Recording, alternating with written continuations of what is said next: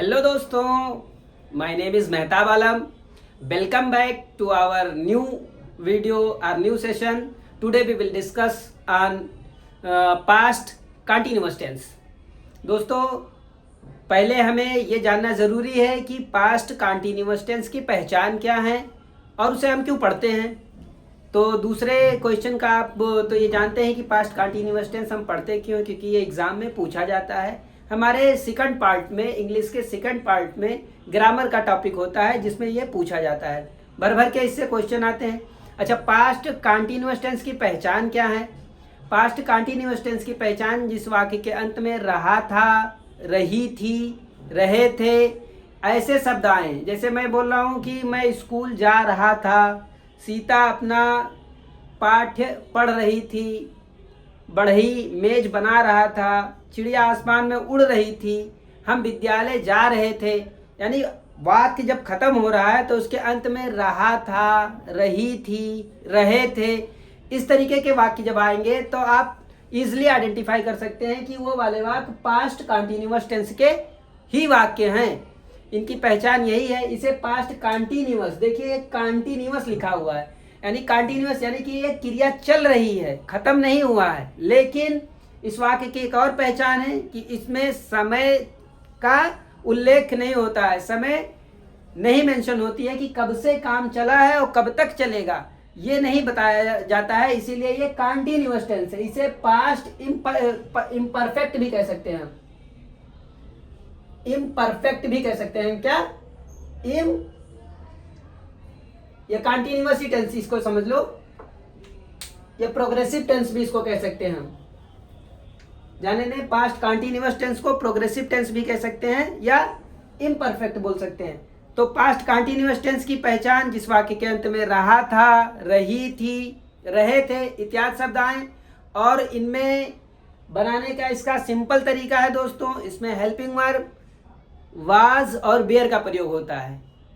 इसकी पहचान जब हम इसमें हेल्पिंग वर्ब, जैसे हम इस सेंटेंस को बनाते हैं, इसमें हेल्पिंग वर्ब पहले मैं मेंशन कर दे रहा हूं ताकि आपको ये बनाने में कठिनाई ना हो.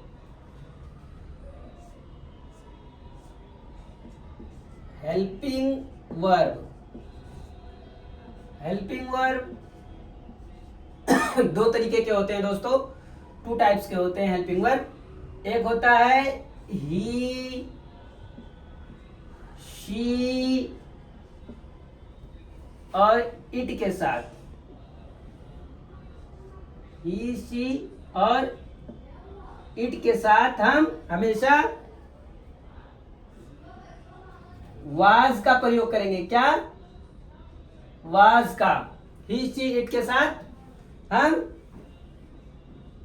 आई, ही, शी, इट, आई के भी साथ रहेगा दोस्तों.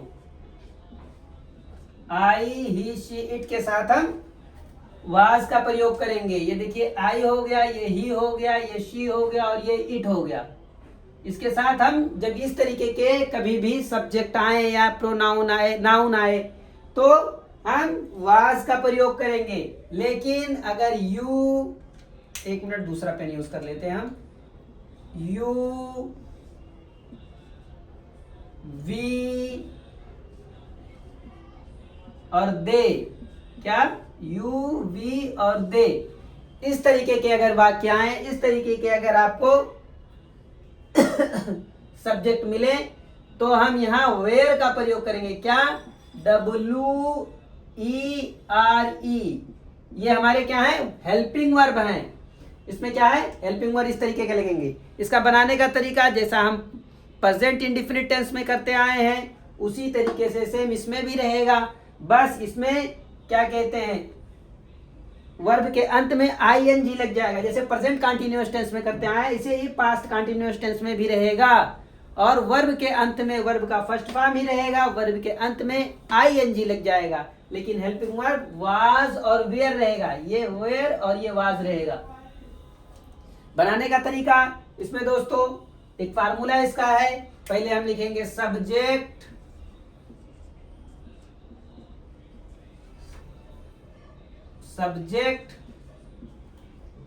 हेल्पिंग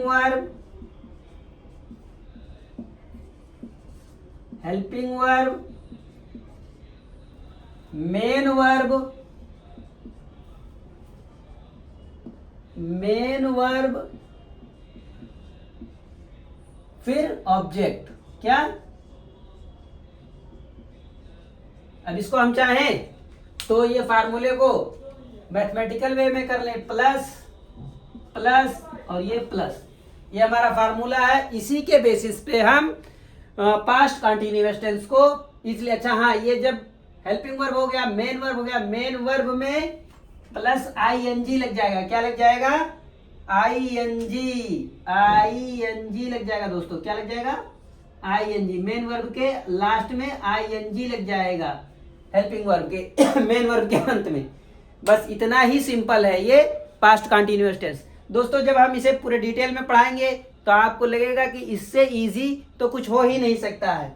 आइए देखते हैं, इसे हम एक दो एग्जाम्पल देंगे और उसे हल करके देखेंगे कि ये कैसे हल होता है और इसका कितना इजी है। दोस्तों ये जब आप इसे देखेंगे तो आपको बहुत ही इजी लगेगा। उम्मीद करता हूँ कि जितना मैं ये भी बताया हूँ इससे तो आपको कुछ अभी समझ में नहीं आया होगा, लेकिन इतना ही आप मेमोराइज कर लें। अब आगे जब मैं एग्जांपल दूंगा तो ये सारी चीजें आपको काम में आएंगी। जैसे आई, ये सिंगुलर नाउन है, ये सिंगुलर है। ही, एक व्यक्ति के बारे में बात हो रही। आई, मैं एक व्यक्ति हूँ। ही एक व्यक्ति है। शी लड़की के लिए है, ही लड़के के लिए है। और इट कोई वस्तु है। तो ये जो सिंगल चीज के बारे में सिंगुलर नाउन है जो है, इनके लिए वाज का प्रयोग होगा, हेल्पिंग वर्ब। और ये प्लूरल नाउन है। प्लूरल नाउन यू, तुम, वी हम लोग, दे वे लोग, कई सारे व्यक्ति के बारे में अगर बात हो रही है तो वेयर का हेल्पिंग वर्ब प्रयोग होगा। बस आइए देखते हैं दोस्तों, आगे बढ़ेंगे, एग्जाम्पल के साथ हल करेंगे, हमारे कॉन्सेप्ट उसी के साथ साथ क्लियर होते जाएंगे। मैं दोस्तों इसको मिटा रहा हूं। यदि आपको इसको देखना रहेगा आप वीडियो को पीछे करके देख सकते हैं।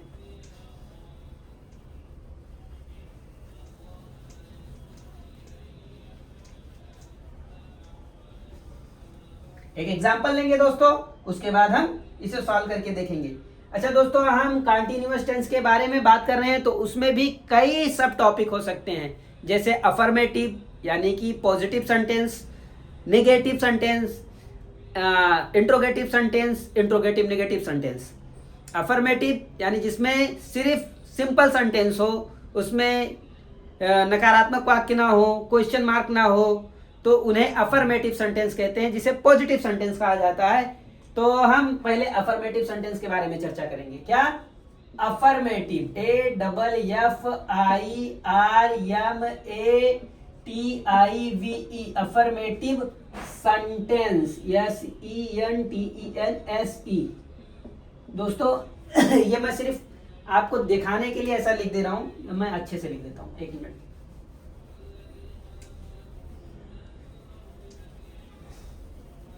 चलो ऊपर मेंशन कर देते हैं अफर्मेटिव सेंटेंस।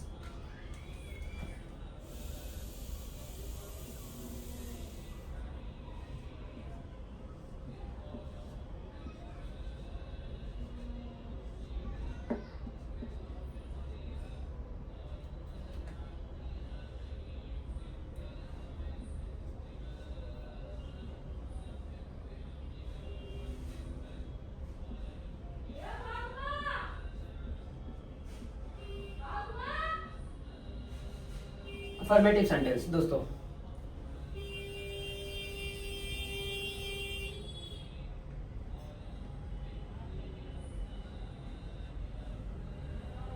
अफर्मेटिव सेंटेंस यानी कि पॉजिटिव वाक्य। क्या बोलेंगे इसको हम? पॉजिटिव सेंटेंस भी कह सकते हैं। क्या?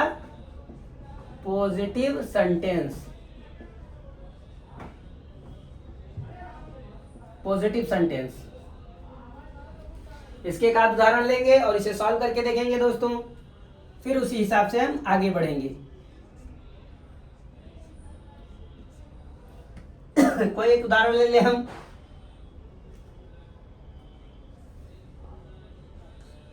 मैं कल गंगा जी में स्नान कर रहा था। गंगा जी में स्नान यानी नहा रहा था। स्नान कर रहा था। अब इसको हम सिंपल सेंटेंस है, इसको हम बनाएंगे। कैसे बनाएंगे दोस्तों? पहले हम सब्जेक्ट लिखेंगे। सब्जेक्ट कैसे? तो हम अपने आप से क्वेश्चन करेंगे, कौन गंगा जी में स्नान कर रहा था? तो पता चलेगा मैं, और मैं की इंग्लिश क्या होती है? आई। तो ये सब्जेक्ट हमें पता चल गया, कौन। अब हमें वर्ब पता करना है कि वर्ब क्या है, क्या कर रहा था। कि क्वेश्चन जब हम करेंगे तो पता चलेगा स्नान, तो बाथिंग, ये हमारा वर्ब पता चल गया। तो और ऑब्जेक्ट क्या है? गंगा जी। किस में कर रहा था? तो गंगा जी में कर रहा था। दोस्तों आपको जब ये मैं 2-3 एग्जांपल दूंगा तो आप इजीली वे में आइडेंटिफाई कर पाएंगे कि क्या सब्जेक्ट है, क्या वर्ब है और क्या ऑब्जेक्ट है। मैं कल गंगा जी में स्नान कर रहा था। अब इसका क्या रहेगा? लिखेंगे आई, ये सब्जेक्ट हो गया। अब हम बता रहे हैं कि सब्जेक्ट के तुरंत बाद हम हेल्पिंग वर्ब का यूज करते हैं। पास्ट कंटीन्यूअस टेंस है। मैंने ऑलरेडी आपको बताया था कि आई के साथ, ही के साथ, शी के साथ, इट के साथ हेल्पिंग वर्ब हमेशा वाज का प्रयोग होता है। तो आई वाज, आई वाज। अब हेल्पिंग वर्ब हो गया। अब हम कहे थे मेन वर्ब, मेन वर्ब के अंत में आईएनजी लगा देंगे। आई वाज, मैं अब जो क्या कर रहा था, वर्ब क्या है इसमें? स्नान करना। तो क्या हो जाएगा? बाथ। क्या रहेगा दोस्तों? बाथ। अब ये बात हो गया। अब मेन वर्ब के अंत में आईएनजी लगा देंगे, आईएनजी। तो आई वाज बाथिंग, क्या हो गया? आई वाज, ये हेल्पिंग वर्ब हो गया हमारा और ये हो गया मेन वर्ब। अब आई वाज बाथिंग इन, में, इन के लिए में के लिए इन। अब गंगा जी, ये क्या हो गया? गंगा जी। ये वेल नोन चीज है, सब लोग जानते हैं इसे, बहुत प्रसिद्ध चीज है। तो बहुत जो चीज प्रसिद्ध होती है उसके आगे हम क्या लगा देते हैं? द। क्या? The. I was bathing in the Ganga. क्या लिखेंगे? गंगा। आप लोगों ने कुछ चीजें देखी होगी दोस्तों, मैं यहाँ पे कैपिटल वर्ड यूज कर रहा हूं। क्यों? ये भी एक इंग्लिश सीखने में एक ये जरूरी चीज है कि आपको हर चीजें, ग्रामर का मतलब ये है कि आपकी हर चीजें सटीक हों, एकदम सुदृढ़ हों। तो ये गंगा कैपिटल क्यों लिखा है? क्योंकि एक नाम है और नाम का हमेशा अक्षर हमें कैपिटल में लिया जाता है। दा इसलिए लिया गया है क्योंकि ये गंगा जी बहुत ही मशहूर चीज है, तो इसे हर कोई जानता है, इसलिए हर मशहूर चीज के आगे हम दा यूज करेंगे। उम्मीद करता हूं दोस्तों आपको ये चीजें समझ में आई होंगी। देखिए ये सब्जेक्ट है, ये हमारा हेल्पिंग वर्ब है, आई के साथ हमेशा वाज प्रयोग होता है। फिर ये बाथिंग, बाथ मतलब स्नान करना होता है, लेकिन जब हम कंटीन्यूअस टेंस पढ़ते हैं दोस्तों तो कंटीन्यूअस टेंस में हमें मेन वर्ब के अंत में प्लस आईएनजी जोड़ दिया जाता है, यानी ये हमारा ऐड हुआ पार्ट है इतना आईएनजी, और ये हमारा बात पहले से मेन वर्ब है। फिर इन में के लिए इन लगा दिए। अब दा, गंगा जी है, गंगा जी बहुत मशहूर है इसलिए दा लगाया हमने, और गंगा के लिए गंगा यूज कर लिया। उम्मीद करता हूं दोस्तों आपको समझ में आए होंगे। एक और एग्जांपल हम लेते हैं, एग्जांपल नंबर 2। ये भी अफर्मेटिव का ही ले लेते हैं। तुम कल अपने नौकर को पीट रहे थे।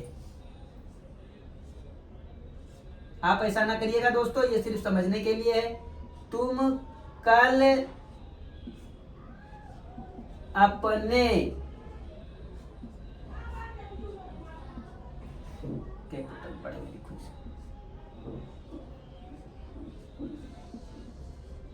नौकर को, छोटे में हो जाता है, पीट रहे थे।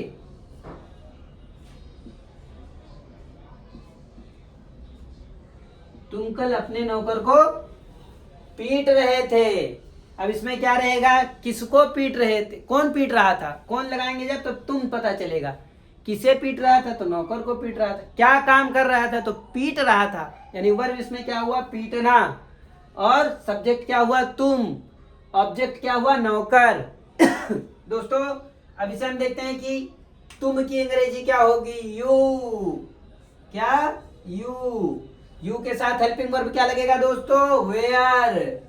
तो वेयर लगा देंगे हम, यू वेयर। अब इसमें मेन वर्ब क्या है दोस्तों? पीटना। मेन वर्ब क्या है? पीटना, you were. Beat beat beat beat, ये हो गया मेन वर्ब। अब इसके लास्ट में हम आईएनजी जोड़ देंगे, यू वेयर बीटिंग, क्योंकि ये कंटिन्यूअस टेंस है। You were beating, you were beating your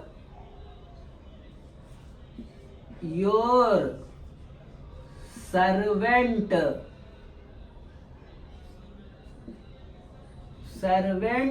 yesterday।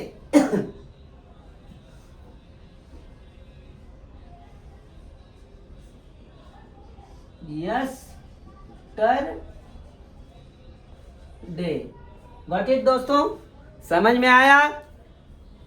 तुम कल अपने नौकर को पीट रहे थे, तो तुम के लिए सब्जेक्ट जो हो गया यू के साथ हमेशा हेल्पिंग वर्ब वेयर का प्रयोग होता है।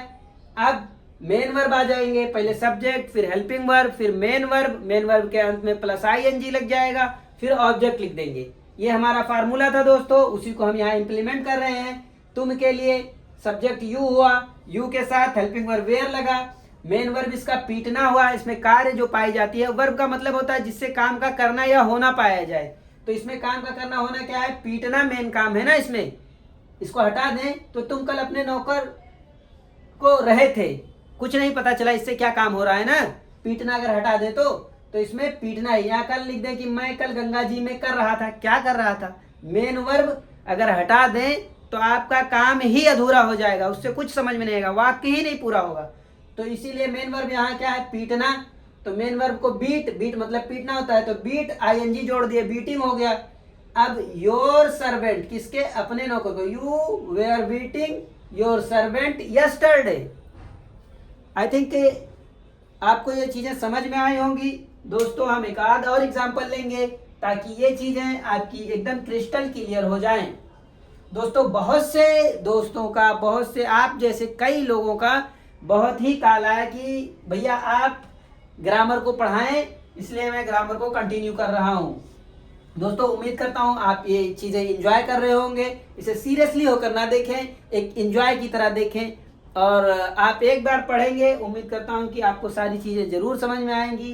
यदि नहीं समझ में आ रही हैं तो आप जरूर घर पे इसकी प्रैक्टिस किया करें। और कोई चीज मुश्किल नहीं होता है हर चीजें प्रैक्टिस में क्यों परफेक्ट। आप जब जितना ही प्रैक्टिस करेंगे दोस्तों, आप उतना ही उस चीज में कामयाब होंगे।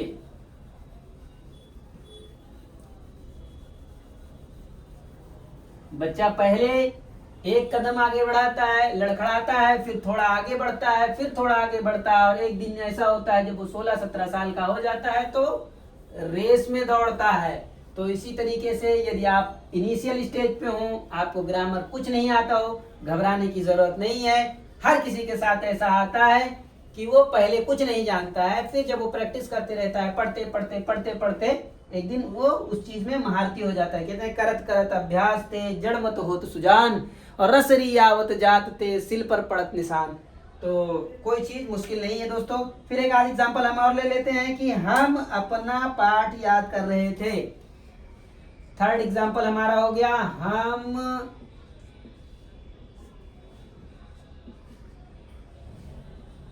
अपना पाठ याद कर रहे थे।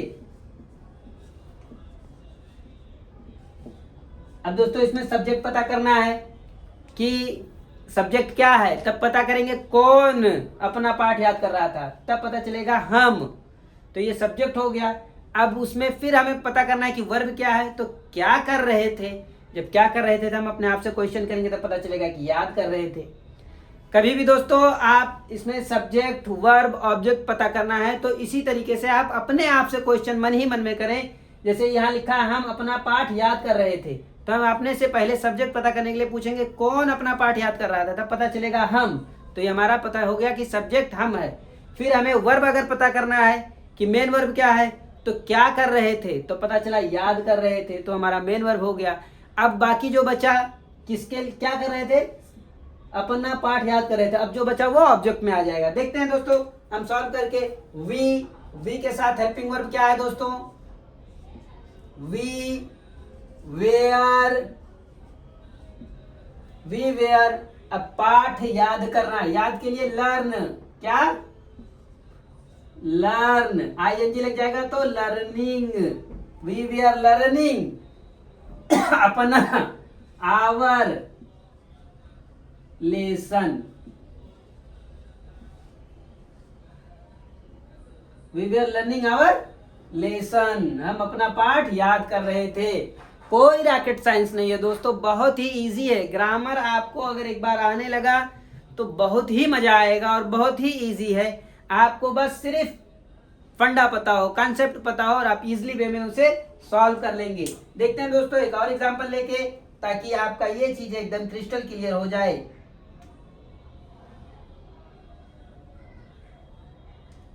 देखिए क्वेश्चन नंबर 4 लेते हैं। वे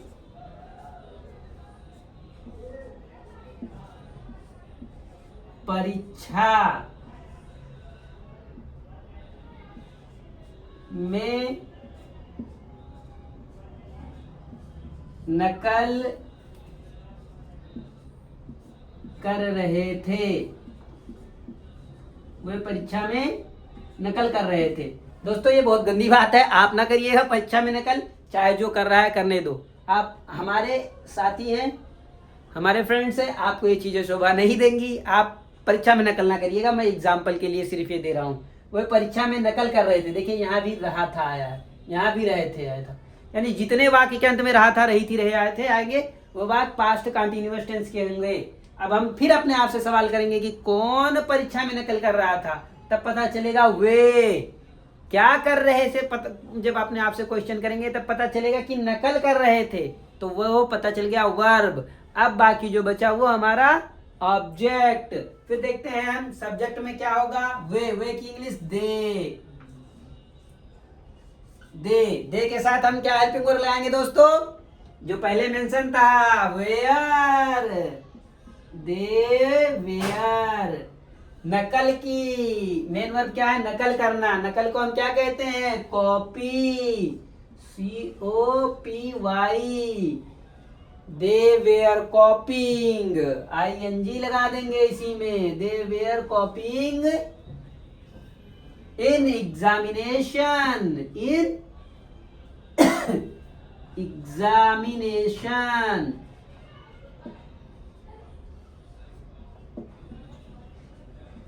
बस इतना ही तो है यार। ये तो आप सोच रहे हैं कि ये क्या आप नया बताया, तो सब मैं जानता ही था। बस इतना ही है दोस्तों, इससे ज्यादा मैं क्या बताऊंगा। बहुत इजी है, बहुत ही इजी है। पास्ट कंटिन्यूअस टेंस कोई रॉकेट साइंस नहीं है, जितना आप सोच रहे हैं उतना ही इजी है। बस मैं आपको सिर्फ एक सिंपल वे में समझा रहा हूं। आइए दोस्तों एक और एग्जांपल ले लेते हैं, ताकि इसका डर आपका एकदम जड़ से खत्म हो जाए। हम ऊपर वाला मिटा दे रहे हैं दोस्तों। देखिए दोस्तों, जितना मैंने एग्जांपल दिया है आपको, सारे के अंत में रहा था, रही थी, रहे थे आदि शब्द आ रहे हैं। यही आपको आइडेंटिफाई करना है, तभी आप ये कॉन्सेप्ट लगा पाएंगे।